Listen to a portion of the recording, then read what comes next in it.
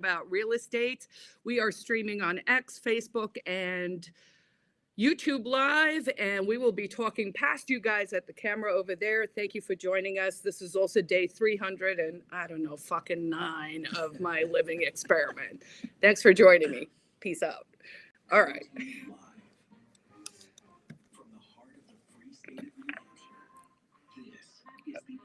Oh, this is nice.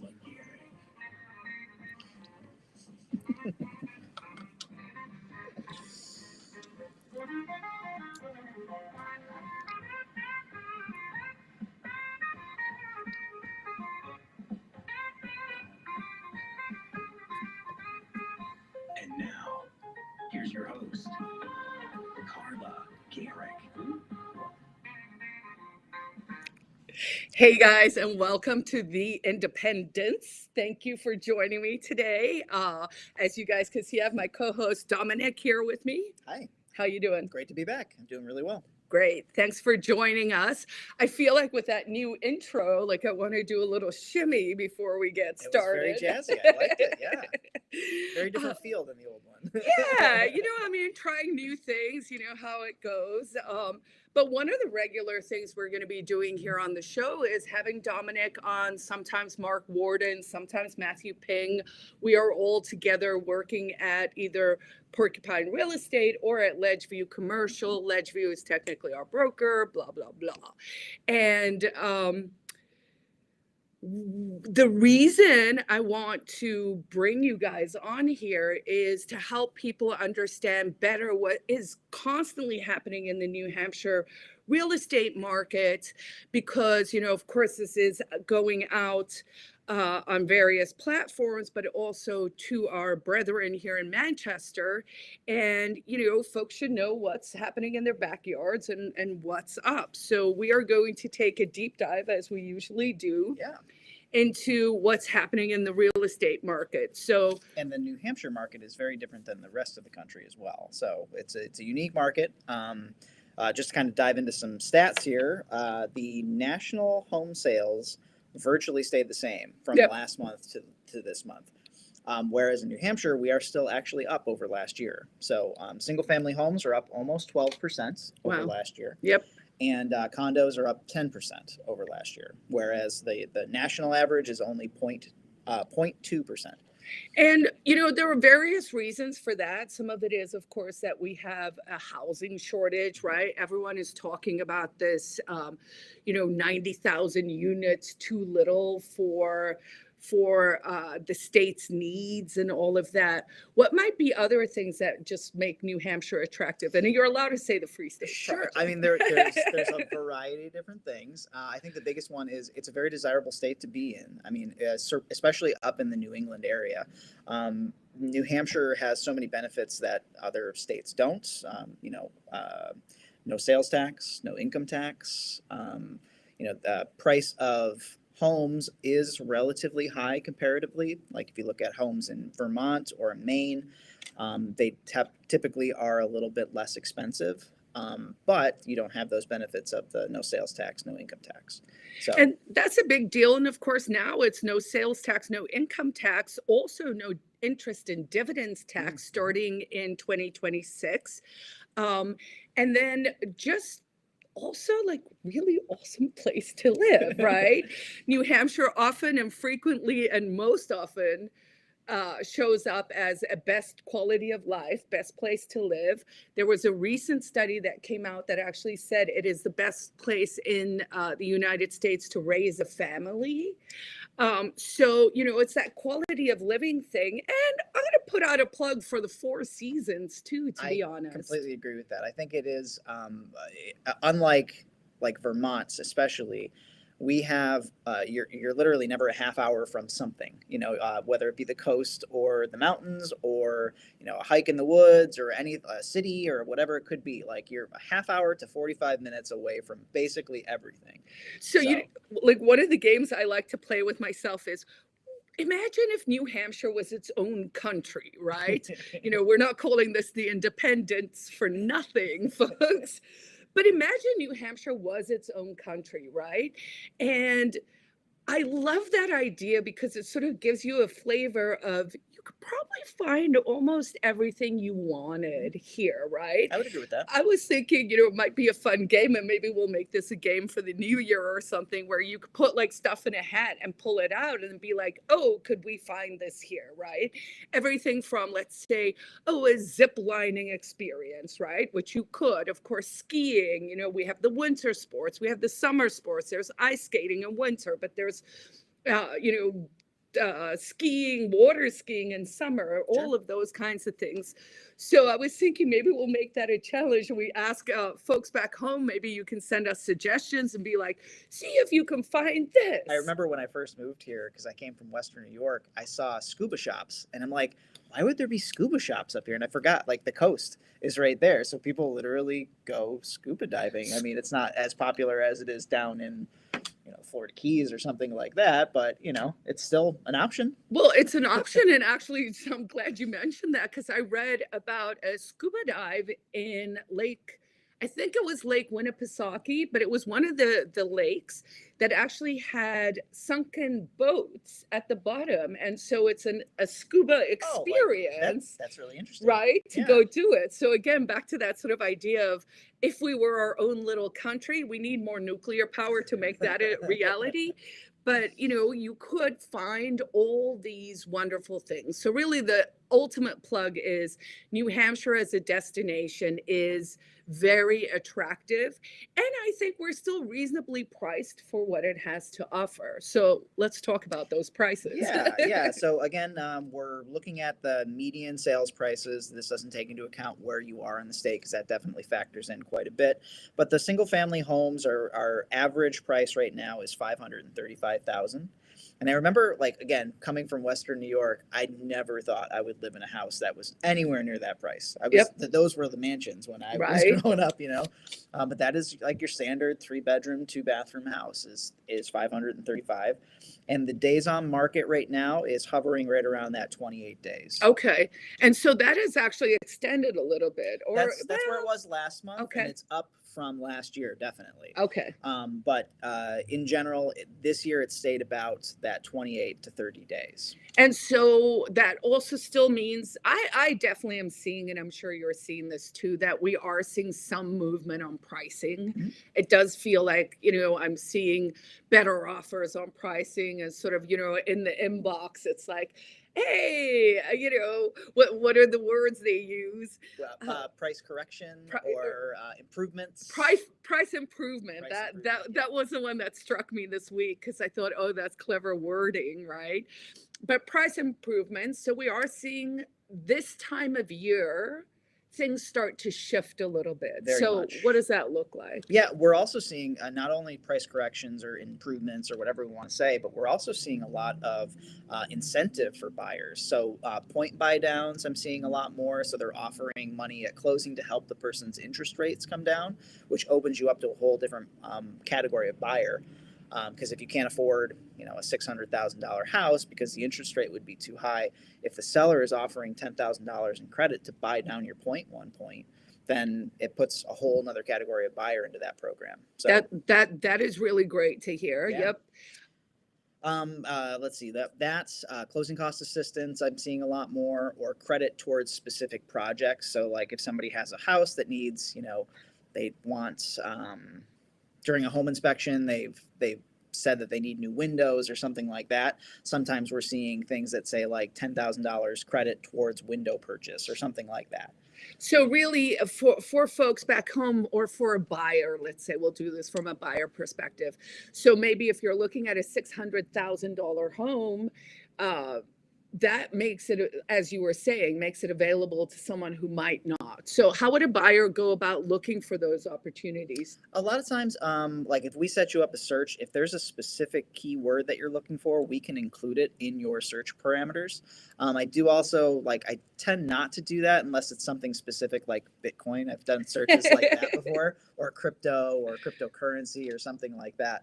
But it also, it filters out way too much, because Okay. if somebody's like, I'm open to that, but they don't specifically say that specific keyword, Mhm. it takes it out. Oh, okay. So you got to be careful with that, but that is something that you can do. I also tell people, just because you have a search through us doesn't mean you shouldn't still be looking at the other websites too. Right. So it's always, cast the widest net possible, and hopefully you find what you're looking for. So. And speaking of Bitcoin or crypto, so we have this fabulous house. It is right here in Manchester, folks. It is New Hampshire's first 3D printed home. It is over on the east side, or here on the east side, I should say. I actually went to the open house with Mark last Thursday, so I feel like I got to see it firsthand. It's so fascinating to me. So this one was not actually built on site, and that was primarily because of the location. It's kind of like a weird little lot. Yeah. So it's on a corner. I believe the home sellers actually bought the lot because there was a house that had burnt down that was on the property. So they kind of got it for a bit of a steal, and then decided to use the foundation, right? So the imprint that was already there for this 3D printed house. Now, they had to, because it was this weird location, they couldn't actually bring in the arm. So for folks back home, the way to picture this is basically they're printing a house with like an arm or a crane that's pushing out basically like concrete. Extruded concrete. Extruded concrete. Think of it as like toothpaste concrete. So it's squeezing out a toothpaste, and then it's making these walls that are basically like rope almost. The interesting thing to me is, like, I've seen, especially down south, I see it a lot more, those extruded concrete barriers like around people's landscaping. That's what it reminds me of, because it looks like Play-Doh, basically, like a layer upon layer upon layer of like concrete. And do you know if that's the same tech? It must be, or I would imagine it's probably pretty similar. Okay, yeah, because actually at this house, which there may be another open house coming up, I would have to go take a look, but outside where the stairs come into the front door, there are two sort of flower banks where they did it on purpose so that you can kind of see how it's constructed. And I thought that was kind of cool too. We had several people come through the open house. Some were just looky-loos, including people who kind of grew up in the neighborhood or in Manchester. And the wife, they're thinking about downsizing, and so they wanted to come take a look at this property. It is 3 bedrooms, 1.5 bathrooms. Definitely on the smaller side, I would say, for the price point too. It's listed for $720. But it is also for sale for Bitcoin. That's so true. And the biggest thing too is it's brand new. Like, it is like new technology or new to New Hampshire, I should say. But it has been pretty common in other areas of the country. This one, you had a little note here that said you had done a Grok search, right? Yep. What were you? Yeah. So this, my show prep, and honestly, given what I know about stuff, I have to say you have to be careful with the LLMs and the Grok, ChatGPT, all of it, right? Like, they're kind of a little bit. But I asked it for the top 10 most interesting things in New Hampshire real estate in 2025. And number 1 was, as you just mentioned, record-breaking medium home prices, right? Which we're seeing, and New Hampshire's prices are remaining fairly steady. But number 2 on the list was the launch of New Hampshire's first 3D printed house. A groundbreaking 3-bedroom, 2-bathroom home in Manchester just became the state's inaugural 3D printed property, listed for sale and uniquely accepting Bitcoin as payment, showcasing innovative construction and crypto integration in real estate. That's fantastic. And of course, we at Porcupine Real Estate are really proud to, even be sort of involved with this, because our firm has been on the cutting edge of this sort of combination of crypto and real estate. And we believe there's a lot of opportunity there in the future as well. For sure. Yeah, it's a great investment.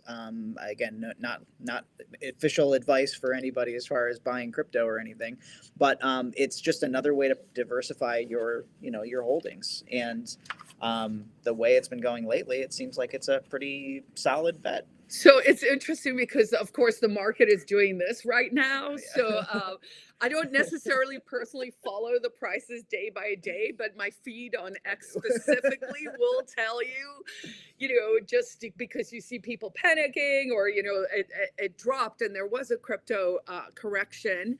But, that is what happens with assets. You can go look at silver price or gold price or anything over time, even real estate to some extent, because, of course, real estate prices, to your point, where it's like, wow, homes we used to think about as a $200,000 home are now close to $600,000. Some of that actually is a reflection of monetary policy and the devaluation of the Yeah. dollar. And I do think a lot of people, especially years ago, when we first started in real estate, or at least when I first started in real estate here, a lot of people were like, I'm going to wait till this, the market corrects itself, the prices come back down a little bit more to reasonable levels. And the general consensus, like from people in the industry, is like, it's not going to happen Right. anytime soon. Or if it does, everything is going to crash. And then we're in really bad shape, So like, I know specifically in my town of Epping, my assessment just came back, and my assessment almost went up by $200,000. Wow. So, but they corrected the tax rates and made things. It's reasonable, very reasonable. Okay. I'm not unhappy by any means. But there was a time there when my assessment was literally half of what my sale price would be if I was to sell my house right now. And I'm like, this has to go someplace. Like Right. that's not sustainable. So. Right.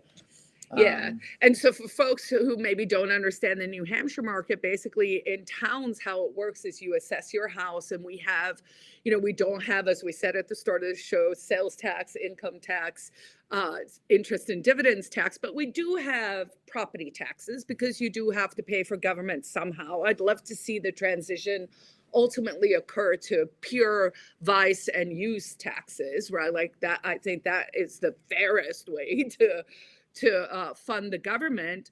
But at your assessment price and then your sale price, over time they come in, they assess your property, and then it's a rate against that number. And so you've got to kind of watch that. And of course, we just had city elections yesterday, and actually for folks who are following for that, Jay Ruas here in Manchester did win his race against Jess Spiller. It looked like, all those sort of usual suspects got in. I saw Chrissy Cantor got in for Ward 6. I believe Joe Kelly is back in, Will Infantine. And then I'll bring a full report next week because that isn't necessarily real estate related. But moving on then from the 3D printed home, and you're right. I mean, it is important to note this is brand new. Yeah. Not only the tech, but it's got that new car smell. It's got that new home smell. Like you could literally, I have to say, one of the people who came to look had young-ish children, and they were very excited to be there. But the little girl was like running with her hand, around the walls. Yeah. And I kept thinking, I was like, oh, this is so pristine. Don't let her hands be dirty, but they weren't. I double checked and it was all good. But as we, sort of look at the landscape, so now things start to slow down, which does fit with that 4-season vibe, right? For many of us, and for me at least, I love this time of year. You kind of get to slow down a little bit from that heavy market. But in terms of real estate, what does that look like for us? Sure. This time of year, we see, again, more days on market. So the market tends to slow down a bit. There are less new listings coming up. So potentially for buyers, there's less options out there, but there's also less competition. So I think this is actually one of the best times of year to buy a house because you can definitely find some good deals out there. I found one of my best deals on a 4-unit during the winter months. Oh, wow. Okay. Ridiculously low price. So like that's like that diamond in the rough that you got to keep out there and looking for it. And certainly for people who are coming from out of state, if you have the freedom, I guess is a good word, to buy any time of year. I agree. This is a great time. First of all, you're not showing up to open houses with 30 other people, right? Not everyone wants to go do the long slog through the snow. I've done open houses or, showings up in the North Country where it was like 15 degrees Fahrenheit and we had, the high boots on because, we were going to walk the property kind of thing. And so yeah, you're not crowded in with people, but you also have time to think about it. Like when those peak summer months or spring months when everybody's looking to buy houses, that's honestly one of the worst times to buy a house because you have to make that decision right away. You really like by the time you leave that house, you have to know if you want to even explore the option of putting in an offer. Right. So that pressure, right? And some people don't do well in that. Or you create this dynamic where you feel pressurized and you're putting in offer after offer Yeah. and you're not getting it. And then maybe you get a little discouraged. So if you're that kind of buyer or that kind of person who's been looking, this might be the right time of year to take a little bit more of a slow roll, to give yourself more options and to give yourself more time to buy and to decide. And another kind of point on that is I think a lot of people get scared away from New Hampshire because of the rough winters, quote unquote. Coming to visit in the winter and actually seeing what a winter is here is probably a good idea if you haven't been here before because if this is too rough for you, maybe it isn't for you because honestly I don't think the winters here are very tough at all comparatively. No, and actually, I mean, I was very scared of the winters when I moved here as an African, and I agree. I mean, they even seem, I don't know if I've gotten more used to them or if they've become slightly milder as, maybe microclimates and climates change.